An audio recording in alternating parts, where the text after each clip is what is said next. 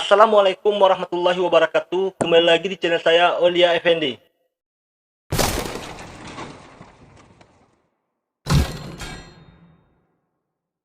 Di video kali ini, saya akan menjelaskan secara rinci step by step proses pembuatan alat tiup tradisional Minangkabau, yaitu bansi versi lapak salingkuang craft.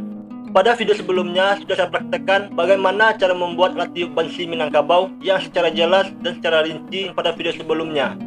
Dan di video kali ini, saya akan menjelaskan atau mengupas secara detail setiap proses pembuatan bansi pada video sebelumnya. Oke. Di video kali ini sudah saya rumuskan beberapa poin yang akan menjadi kunci utama dalam membuat alat tiup bansi Minangkabau agar cara pembuatannya tidak salah.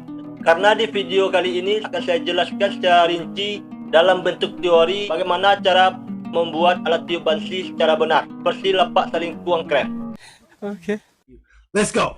Untuk poin-poin yang perlu diingat dalam membuat alat tiup bansi Minangkabau, yang pertama yaitu nada dasar sebuah bansi menentukan ukuran bambu yang akan digunakan.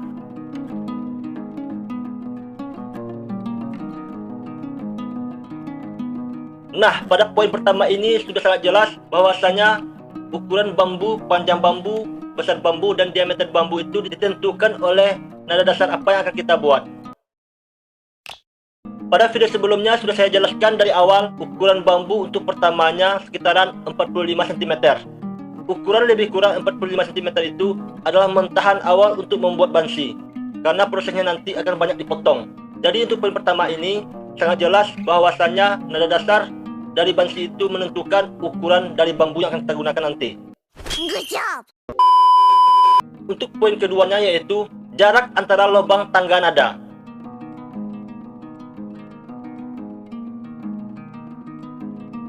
Di video sebelumnya, cara membuat alat tiup Minang nada dasar C sama dengan Do sudah saya perlihatkan bahwasanya jarak antara setiap lubang yaitu lebih kurang 2,5 cm. Oke. Jadi di poin yang kedua ini juga kita ingat kembali pada poin yang pertama, bahwasanya nada dasar dari sebuah alat tiup akan menentukan ukuran pada bambu yang akan kita gunakan. Dan begitu juga nada dasar pada alat tiup bansi Minangkabau ini akan menentukan juga pada jarak lubang tangga nadanya. Oke. Untuk alat tiup bansi nada dasar C sama dengan Do yang di video saya itu hanya lebih kurang, karena setiap orang mempunyai cara masing-masing dalam membuat alat tiup bansi. Jadi yang saya jelaskan pada saat ini adalah versi salingkuang craft, yaitu versi lapak saya sendiri.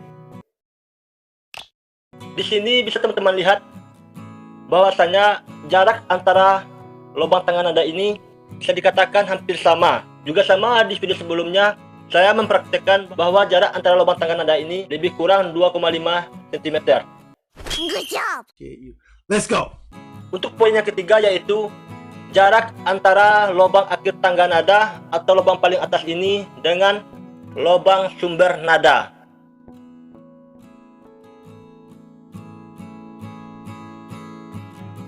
Nah, di poin yang ketiga ini juga sangat menentukan karena lebih jauh antara jarak dua lubang ini, maka semakin rendah pula nada dasar yang akan dihasilkan.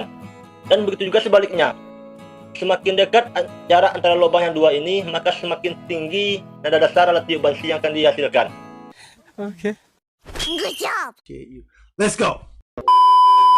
Untuk poin yang keempat yaitu ukuran lubang tangga nada dan ukuran lubang sumber nada.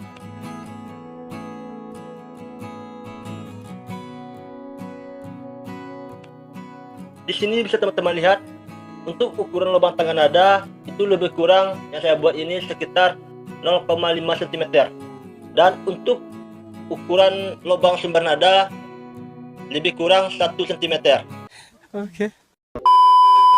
Untuk ukuran lubang tangga nada ini sebenarnya tidak perlu saya jelaskan, karena pada video sebelumnya sudah saya jelaskan bahwa semakin tinggi lubang yang akan kita buat arah ke atas, maka semakin tinggi juga nada yang akan dihasilkan. Jadi patokannya yaitu pada poin yang pertama dan poin yang ketiga. Oke. Untuk poin yang kelima yaitu membuat lubang tiup.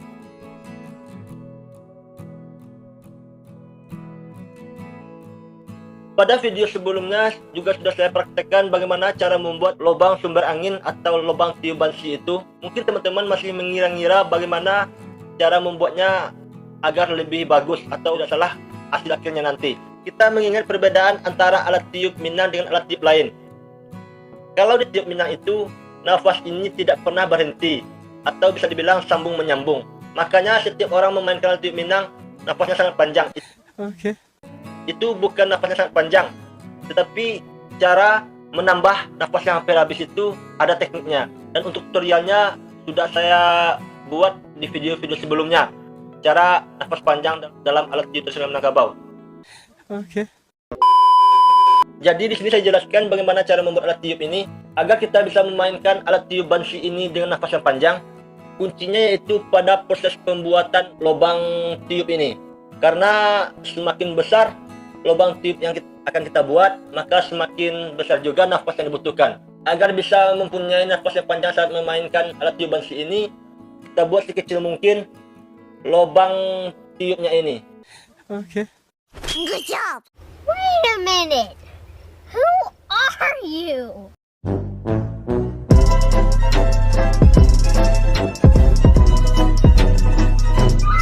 Nah teman-teman, jadi untuk di video kali ini mungkin itu saja poin-poin yang akan saya jelaskan dalam proses pembuatan alat tiup bansi Minangkabau. Perlu teman-teman ingat bahwa dalam membuat alat tiup bansi Minangkabau itu, yang untuk pertama kali ditentukan yaitu nada dasar apa yang akan kita buat.